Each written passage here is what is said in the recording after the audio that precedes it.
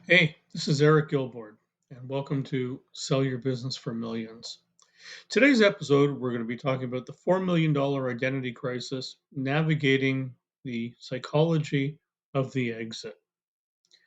So let's start with the morning after. Close your eyes for a second. I want you to visualize a specific moment. It's Monday morning. It's about 8:30 in the a.m. You're sitting at your kitchen table with a cup of coffee. 3 days ago, on Friday afternoon, a wire transfer hit your personal bank account for $4 million, or maybe $10 million. The number is clearly, for most owners, life changing. You don't have to go to the office. You don't have 50 unread emails from your operations manager.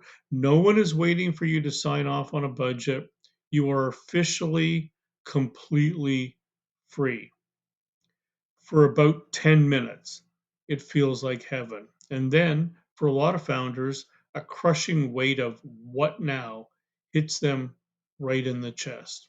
And frankly, for some of you owners who are going to stay on with the business for a period of time, could be 6 months, could be a year, what have you, the same really applies. So, it may be a little bit delayed, but when you hit that day that you actually have no more responsibility, you're finally completely out of the business, this is what's going to happen.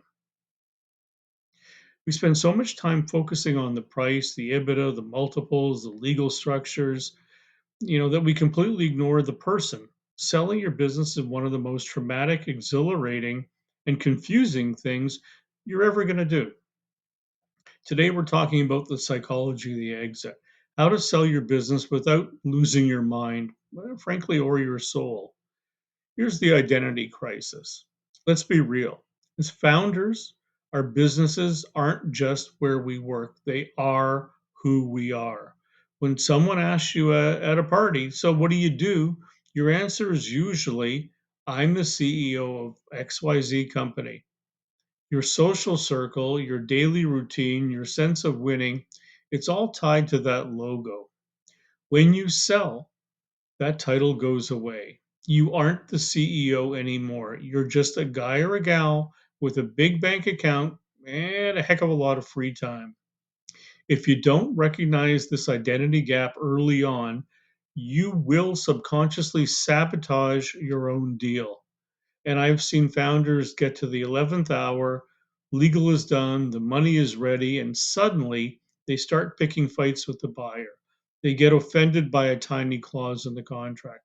They find reasons to hate the buyer's personality. It's not about the deal. It's because their lizard brain is screaming, if I sign this, I disappear. You have to start building your version 2.0 at least a year before you sell. What are you moving to? Is it a new venture? Is it philanthropy? Is it becoming a mentor? If you don't have a vision for your life post exit, the exit will feel like a funeral instead of a graduation. The earnout roller coaster. Now let's talk about a very specific psychological trap, the earnout. A lot of $4 million plus deals aren't all cash up front. The buyer might say, I'll give you 2.5 million now and another 1.5 over the next 2 years if the business hits these growth targets. On paper, it looks fine. In reality, it can be an emotional nightmare. You go from being the king or queen of the castle to being a middle manager in someone else's company. You have to watch the new owners change the culture. You have to watch them make mistakes that you know are mistakes. You have to ask for permission to spend money you used to just spend.